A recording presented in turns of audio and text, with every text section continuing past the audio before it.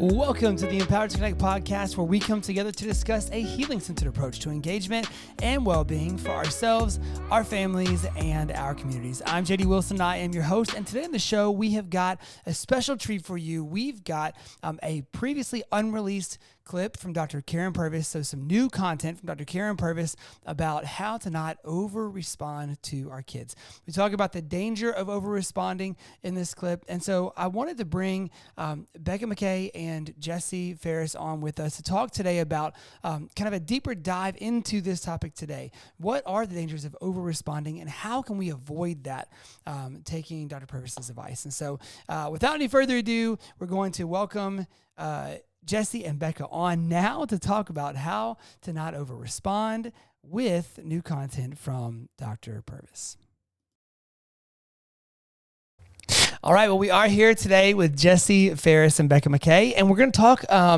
We've got the privilege of being able to share with you who are listening to this a previously completely unreleased clip of Dr. Karyn Purvis teaching. And so this footage has been something that we have gotten here at ETC, and we've been going through it internally as a team and just kind of trying to figure out, what are the best avenues for us to unpack this. And it has been for us really sweet to go through this footage and just to look and see and to hear how Karyn was teaching.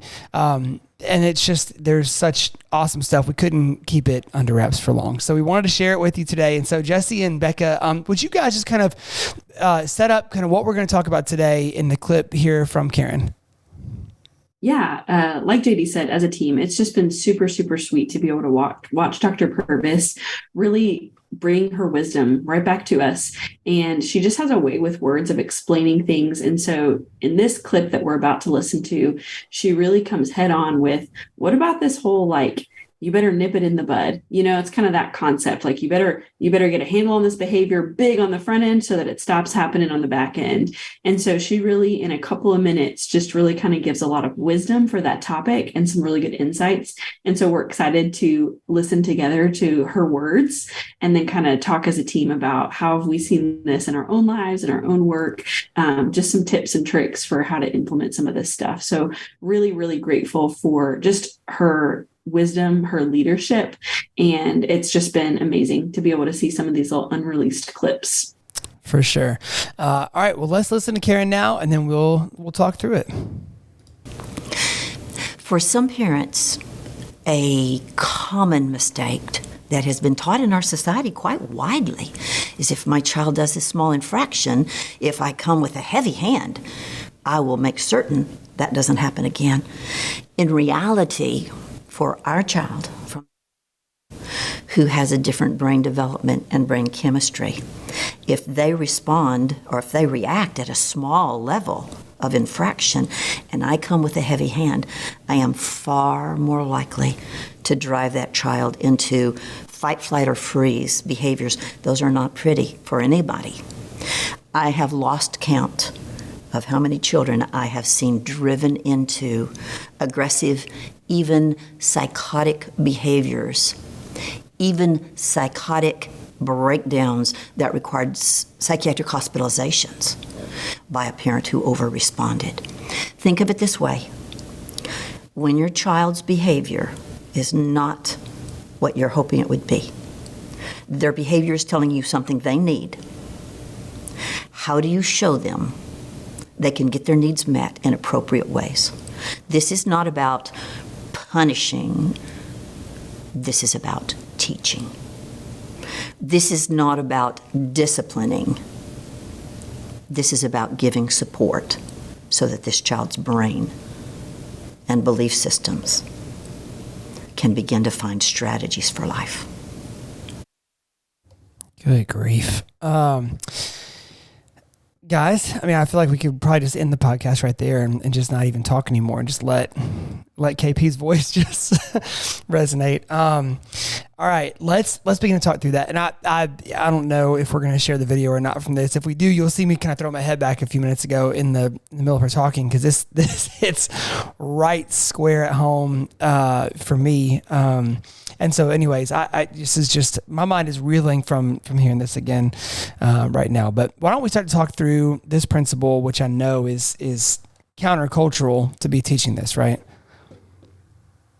Yeah, it is. And I think a lot of times, we're all guilty of overcorrecting, right? I think a lot of times it's exactly what Dr. Purvis says. We think that we're going to get ahead of a behavior by coming in heavy-handed, but it ends up becoming a much bigger deal in that short term than we're expecting, because it flips our kid into a different frame of mind in which they're feeling threatened, in which they're feeling unsafe and afraid, and it's causing some different types of behaviors on top of what was already happening.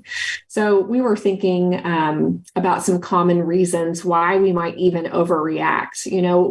What causes that in the first place in us? And I think one of the common ways that we can tend to overcorrect is just coming in with a huge punishment or a consequence for something really minor.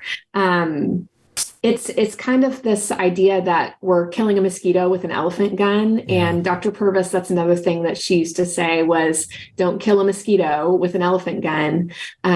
This idea of like, if it is something minor, say a kid said something sassy or a little disrespectful back to you, does it really need to come with like a loud voice or a huge consequence or something like that? Or could you interact with it in a more playful way? Mm-hmm. I think that's one of the first ways that we tend to do that. Yeah. And you mentioned the why. And I think we do it, sometimes because we're just annoyed, sometimes because it's just like, every day you're really going to roll your eyes when I ask you to put on your backpack every day. And so like the first 10 times, 15 times, 100 times, we're like keeping our cool. Yeah. And then like the 101st time we're like we just go there. So sometimes it's because we're annoyed. Other times it's because we're afraid, like because the behaviors that we see, we know they're not okay and they're not acceptable. Yeah. And so we're trying so hard to communicate high expectations and good boundaries. Right. But we just do it in a way that's a very punishment minded, that's very big and loud, and we're kind of wanting to scare them straight a little bit. And just the more that we learn about how kids develop, how people learn, we can see that that's not the best way forward. Right. But another way that, I've experienced this, I'm going to like put myself on the hot seat a little bit. I know nobody listening out here has done this except me, JK. But have you ever looked at a kid who's slamming a door and said, slam it again? Oh, yeah. Yeah. Or they've like, they're pushing their brother and you're like, push him one more time and see what happens. So there's also the ways that this comes out. One that's real common is that challenge. We want to flex and we want to show, something that's great about the way that human relationships work is this whole idea of like appropriate authority. So we take that great idea, this great, important foundational thing of appropriate authority, and then we use it in just a not so great way. So we're using our authority to try to buck and flex and challenge them. Well, the problem is like 9 times out of 10, they're going to slam that door again in my face. And then what am I going to do about it? Stare you down while they do it. Yeah. Yes. And I've just escalated it right on up. Yes. And I also want to point out a lot of kids don't understand that type of sarcasm. It is a little bit of sarcasm. Yeah. And so, we did just tell them to slam it again,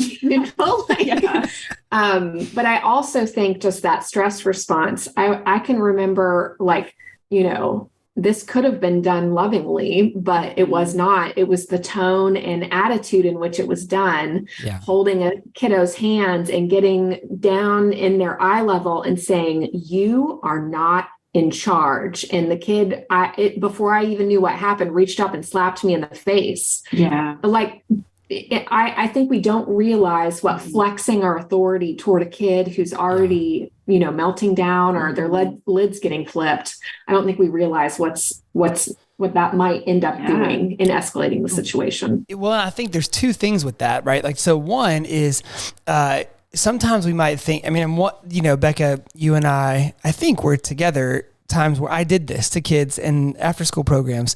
Like, I bet you won't was my phrase back then. Like, I bet you won't run away again and do it and see what happens. I'll call your mom right now. Like, and I had zero authority to do anything. It's not like I can suspend her from school. It's not like in that moment I could, what was I going to do? Like what, and luckily kids didn't test that super often with me, but I had one, and you know who I'm talking about. I had one of my favorite kids in those programs that did. I mean, tested me constantly with that. And so one of the things that I think that if I can think about it in a moment where I'm not flipping my lid myself, it's not just the words you're saying. It's not just these challenging behaviors, but sometimes we say the right things through challenging body language and tone of voice. Yeah. And again, if we're all telling ourselves here, like I'm telling myself, like I am famous in my house for saying the right thing, like the EGC appropriate thing, while whipping my body around and glaring straight at a kid with my eyes super wide if there's something that I feel like they said or did that was out of line. And the immediate reaction usually shows me what I was communicating, which is like, what? That would be the kid reaction. It's like, what I do? Or like, well, like, and they go into defense mode. And then we are in the territory where nothing is going to get accomplished. And I think that's the thing to remember with this. So if you're hearing, like if somebody sent this podcast to you, you're listening to it and you're like, this is garbage. You have authority. You have to use it as a parent or kids are going to run all over you. Yes, in the proper context, I would agree with that. But secondarily, strong-arming a kid into submission where they are too scared to misbehave in front of you may work for a brief period of time when they're under your care, but you set them up for failure to live as an independent person one day, or to be able to be in settings where authority should be universally trusted, which is a whole separate conversation. So I think there's a lot that goes into the principle behind this, but one of the main things besides the compassionate side, which is huge, is effectiveness. Like we want to be effective in helping corral behavior that's not right. We want that for the kid. We want that for ourselves, for our own relief. And we want them to be equipped with strategies that actually work to help them navigate and negotiate their own needs and navigate their way to meeting their own needs independently. Something that really struck me when I listened to this clip the first time was it just like hit me whenever she said we can drive our kids to psychotic behaviors, even behaviors requiring psychiatric care. I like had a moment of reckoning. I worked in schools for 6 years, and so I saw kids have to go into psychiatric care probably a dozen or more times over the course of those 6 years. And there are times when no matter what's happening, kids are going to need psychiatric care for sure. That is, I'm thankful for great psychologists, psychiatrists, people that are jumping into that role. But I can think back to some specific moments where the behavior of myself or the other adults involved, the teachers, whoever was in that moment, really pushed a kid to that point. And I just have to, like, it really hit me whenever she said that, because I think the temptation when a kid gets to that point is, as humans, we need meaning. We need something to make sense.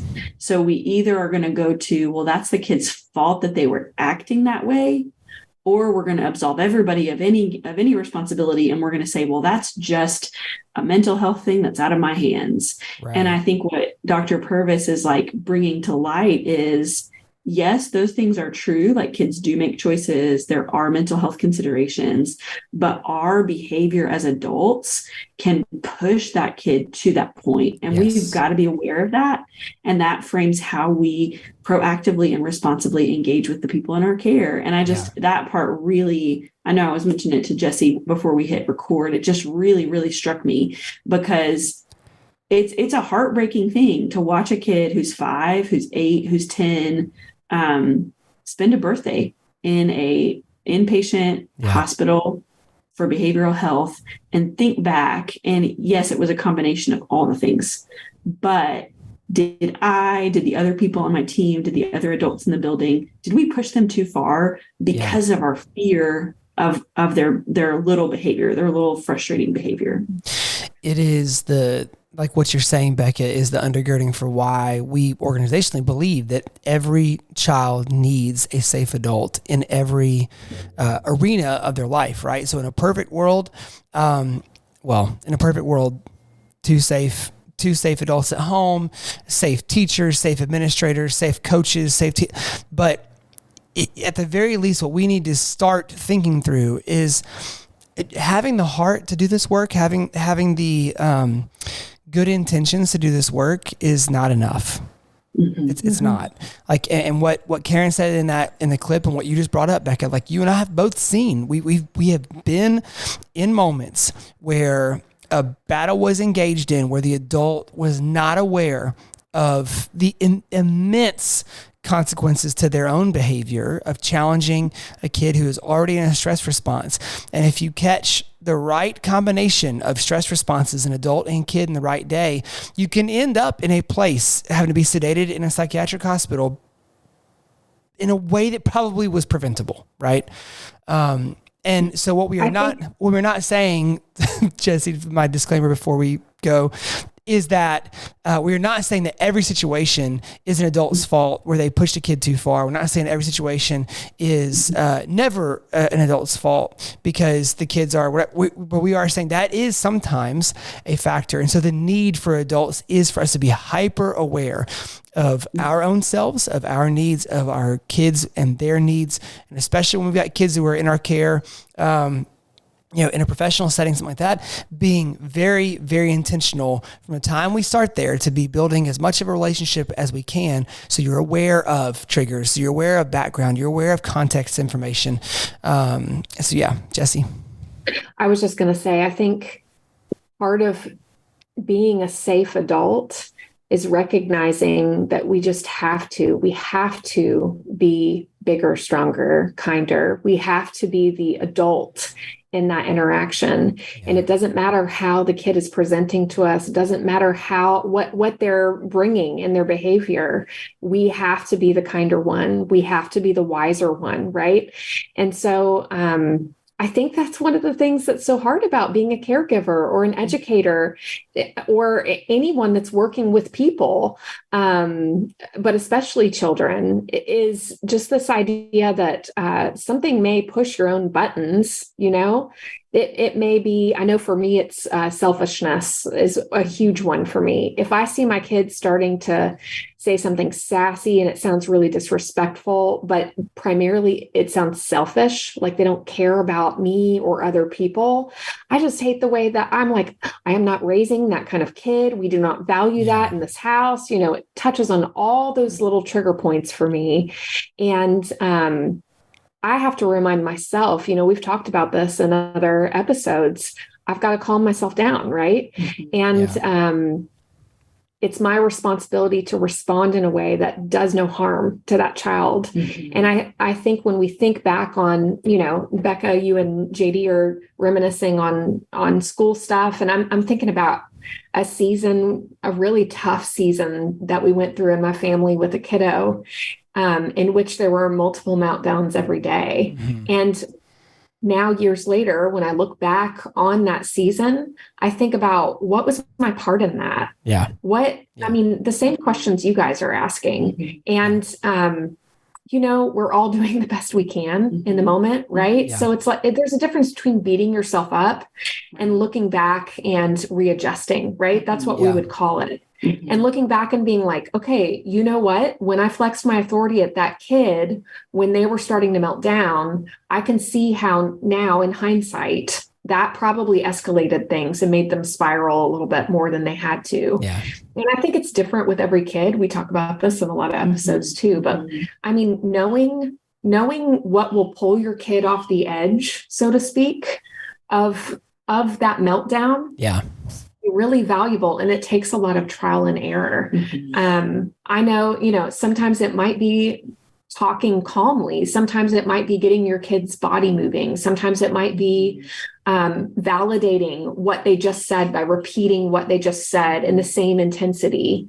It takes a lot. It takes a lot of trial and error, but I think that's something that we have to try and observe and be students of our kids as we're trying to figure out, okay, how do I pull this back? How do I de-escalate the situation versus I'm in charge and you better get used to it. And we're in for a longer situation in that case. And I think one more thing. I know I'm talking a lot. A lot of times we can think, man, it takes too much time. It takes too much intention to do this in a situation. I'd rather just do it the way I know, and my kid can just deal.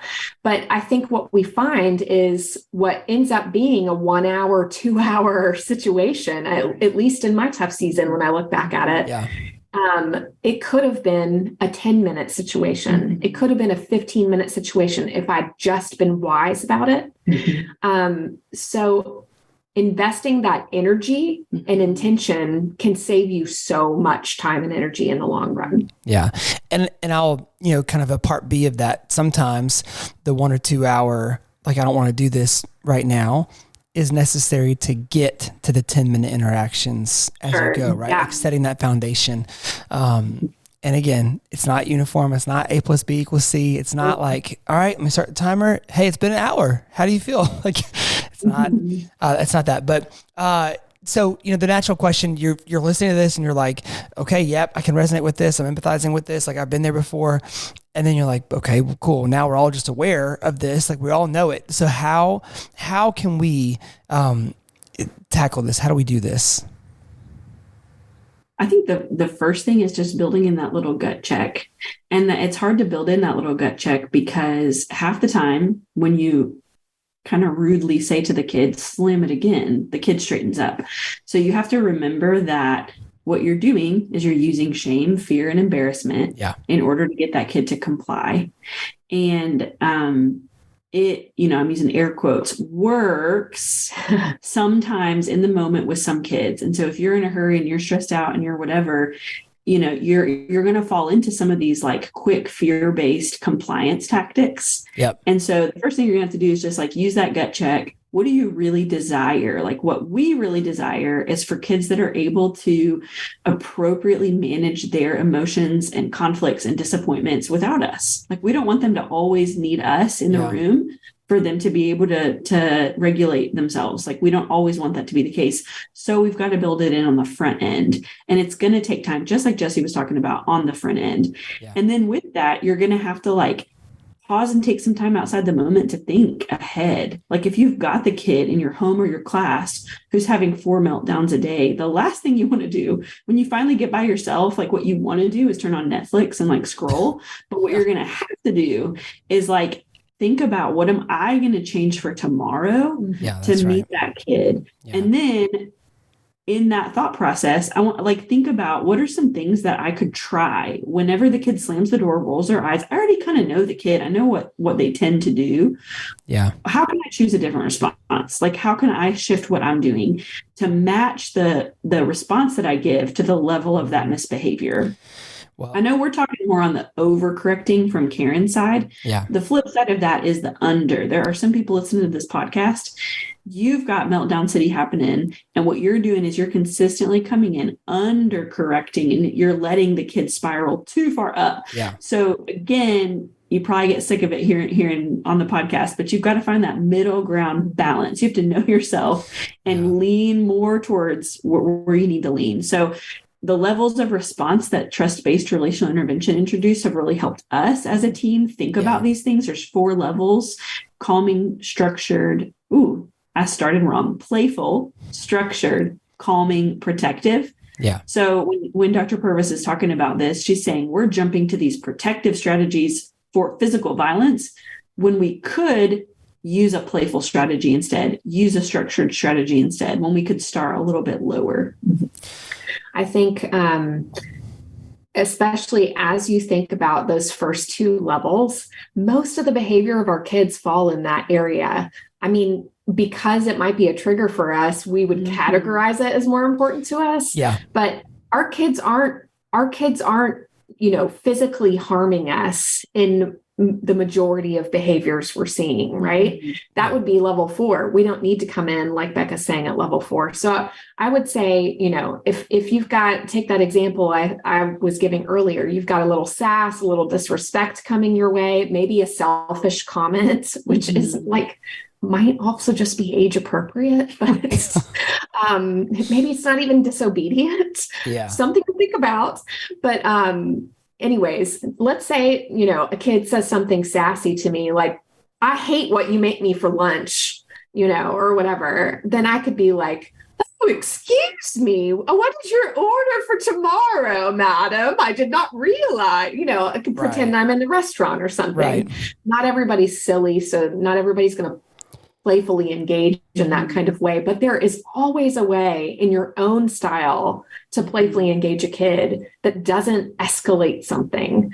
Now, if I come in under, like Becca's saying, and I try to be silly or playful, and a kiddo is a little higher than I am, they're already very resistant to this idea that I'm presenting to them. Maybe the lunch I made for them yesterday embarrassed them. So there's like something emotional in the backstory of that, and I don't realize it.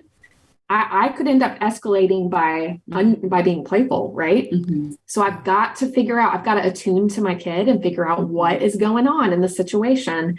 If I am sensing something else is going on, we would say with a calming engagement, or no, structured engagement would be more like, oh, but I didn't realize you didn't like your lunch. Would you like a sandwich or a wrap tomorrow? And give them a choice. Maybe they need just a little bit more structure to help bring them off the ledge. And then that third one would be calming. I don't know if one of y'all want to address that one. Yeah, calming engagement. We've talked about on a lot of episodes. It's kind of this idea of co-regulating, and how are we going to meet that kid in their dysregulation, and how are we going to co-regulate with them to get them more calm, more aware, more okay. Takes a lot of work. JD said it might take you an hour. It might take you an hour to do the calming engagement. Yeah. But if you're being mindful and aware, that hour is going to be you regulated, sharing your regulation with the kid. And if you're just right in the ring with them and y'all are in a boxing match, well, then that's going to be a different kind of hour. Yeah. And it could have a different kind of end point. And so again, it's, the time investment is always a big question that people have. And it's true. It's going to take time to calm. It's going to take time to learn. I think about kids grow and change. So what worked for a kid when they were 2 is going to change when they're 8, is going to change when they're 18. Yeah. So you're going to have to constantly be reevaluating, rethinking, retrying. Sure. It's a lot of work. It's a ton of work. But if we can be thoughtful, if we can be intentional, then we're not just reacting out of anger and frustration and just you can have high expectations. You can have good boundaries for kids. Yeah. You can be a safe classroom, home environment, after school care coordinator. You can create safe environments with high structure, really great expectations, with a lot of support for the kids who are struggling to meet those expectations. Yeah. Yeah. And I think kind of the preface that is implied here, but that we just want to state overtly is, the best case scenario is that you begin to know your kids and your context well enough that you see the first spark fly. And at that point, you're doing a very playful redirection, hopefully before the train goes to the cartoon, like off the broken track, like don't enter, and you crash through the barricade and go down. So before you get to that break in the tracks, like you want to go ahead and have that one playful redirect, and that might be, and you've heard in Karyn's videos before, like, whoa, cowboy, let's try that again, or something like that. And you don't have to talk like you're from Texas to do that, right? Like you can bring it into your own context. And so sometimes, one of our favorite internet videos ever is the Back It Up Terry video. So our kids think that video is hilarious. And so sometimes like somebody we'll see the spark fly, and my wife will yell, "Ooh, back it up, Terry, back it up." And it'll make them giggle even in their anger a little bit, and say, hold on. Okay, let's try that again. And we try just minimal words, minimal action, just a quick, simple redirect. And 9 times out of 10, that serves its purpose. Crisis averted. We keep on, till the next one. That 10th time, you can try to play for redirect. They're probably going off the tracks anyway. So now we're on a journey, right? So the best case scenario is catch it low. If you can't, then we go into those different levels of engagement. And look, again, as we know, kids are not equational, so we are not giving you a prescriptive, map for how to disarm every situation, but we do want you to be prepared for when you do engage in these things. So as we begin to kind of close up here, guys, any last thoughts on on, kind of what we talked about today and kind of like a message for people on their way out? Two things I'm thinking about. The first is, guys, this is less about what you say. And I hope you're hearing us say it's mostly about how you are, how you are saying it, how you're coming across. And both of these guys have already talked about that.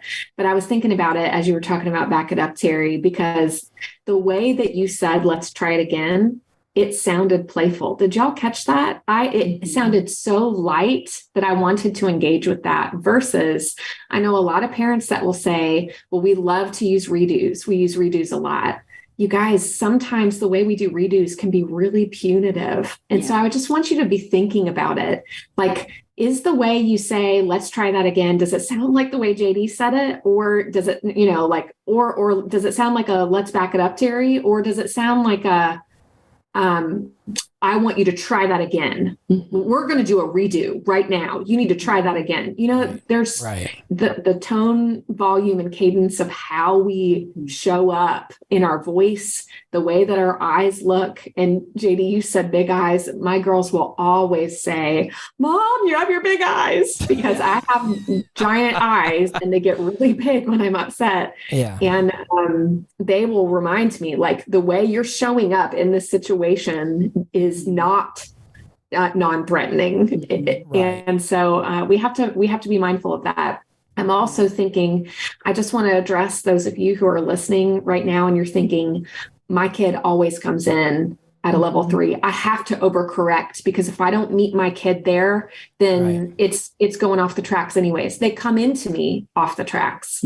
And I just want to say, I've been there in seasons with kiddos, and it is really hard. It's a really hard place to be. And so we just want to acknowledge, like, we hear you and we see you, because that's a hard place to be. And there are times when kids will be like that. They're just oversensitized, often flipping out and exhibiting fear responses to a lot of different things. And I just want to say, use those calm moments, and it may be like 5 minutes of the day. It may be only 5 minutes, y'all. But if you can find just those little glimpses of calm in that kid, oh, y'all, connect with that kid in those moments. Just that's your golden moment. Play with them, connect with them in those calm little tiny windows, because I think when you're able to do that, and even doing some practicing outside of the moment, which we've talked about in some other episodes as well, that's going to widen those times when they're more teachable. And it's maybe going to de-escalate those kind of level 3 situations down. You're eventually, with time and investment, going to see those come down. Really great thoughts, Jesse. I would just add, I think Dr. Purvis gave us permission. She gave us permission to be more creative. She gave us permission to slow down a little bit. And she gave us permission to change our thinking. And I think a lot of us think, I've got to come down hard because I have to set the boundary. And I know teachers who have been taught, don't smile for the first 3 months of school, or else they'll run all over you the rest of the year. No, I have worked with teachers who under responded to a lot of things, and it led to chaos. But I've also worked with teachers who over responded to behaviors, and it led to a different kind of chaos. And so just being aware of it, just being willing to be creative. I just think Dr. Purvis gave us permission to just let ourselves off the hook 100%. And be willing to go in at the level where the kid is today, in this moment, in this hour. And I'm just thankful for the reminder for myself too. That's well said. I think the thing I want us to remember is that all this takes time. It just takes time. And the only way that you get better at anything like this is repetition. So don't give up. Just know that, like, the repetition, that investment you're making in your kids, the connection that you are investing in and bidding for, there will be moments where it feels completely futile. And then you will see little glimpses, little pictures here and there of moments of connection or growth, or you see a kid do something on their own they previously weren't able to do, and those moments are worth it. Second, we can't do this without a community, right? So like for you, that might be one person. You might have one safe person. It might be an online community where you found folks that you can connect with and have shared experiences with there. It might be you're fortunate enough to be in a community where you've got lots of other people that are parenting, kind of pulling the same rope, and you're able to be around those families to sort of normalize this way of parenting for your kids. Whatever that might be, just know that like you just can't walk this road alone. You can white knuckle it as hard as you possibly can, pull yourself up by your bootstraps, all the little analogies. And you're just going to wear yourself into the ground. So just know that you've got to have help and eyes for you to say every now and then, tap you out and say, okay, why don't you go get a break? It looks like you could use some water or a snack or a 3-day vacation or also, somebody to step in with that kid who's level-headed to say, hey, Pop's going to take a break. I want you to walk with me for a second. So just know you got to have help. You got to have people in your corner with you. So yeah, that's my advice. Thank you for coming on and thanks to Dr. Purvis again for some more teaching for us. Becca and Jesse today, and just hugely grateful to them. Recording and their work, stopped with ETC, and just continuing to give fresh content for parents and caregivers, those who are out there just trying. Like we are just trying, right? We've got more, as we said, more unreleased Karyn Purvis footage from Empower to Connect on the way. And so be looking for that in the next couple weeks. We will also have more podcast content centered around that new Karyn Purvis content. And so we are super excited to be able to give that to you as well. For Becca McKay, for Jesse Faris, for the Ottinkers, for Kyle Wright, who edits and engineers all of our audio, for Tad Jewett, who engineers the music behind the Empower to Connect podcast. I'm JD Wilson, and we will see you next week on the Empowered to Connect podcast.